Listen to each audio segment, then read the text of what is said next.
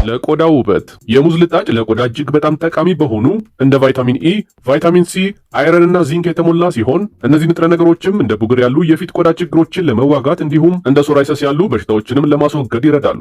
ሌላው የሙዝ ልጣጭ ለቆዳ የሚሰጠው ጥቅም የቆዳ መሸብሸብና መጨማደድን ለማዘግየት ማገዙ ነው። የፊት ቆዳ የመለጠጥ አቅሙን ወይንም ኢላስቲሲቲውን እያጣ ሲመጣ እጥፋቶችና መጨማደዶች የሚበራከቱ ሲሆን ለዚህም የሙዝ ልጣጭ ያሉት ቫይታሚን ሲ እና አንቲኦክሲዳንቶች ጥሩ መፍትሄን የሚሰጡ ይሆናል። እነዚህን የሙዝ ልጣጭ ጠቀሜታዎችን ለማግኘት በቅድሚያ ፊትን በሚገባ ማጽዳትና ማድረቅ አስፈላጊ ነው።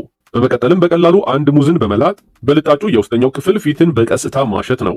የሙዝ ልጣጩ ቀለሙን መለወጥ ሲጀምር ሌላ በመቀየር ከ10 እስከ 15 ደቂቃ ማሸትና ምሽት ላይ ከሆነ አሳድራችሁት ጠዋት ላይ በውሃ ብቻ መታጠብ አሊያም ቀን ላይ ከሆነ ደግሞ ከ1 እስከ 2 ሰዓት ከቆየ በኋላ በቀዝቃዛ ውሃ መታጠብ በቂ ይሆናል።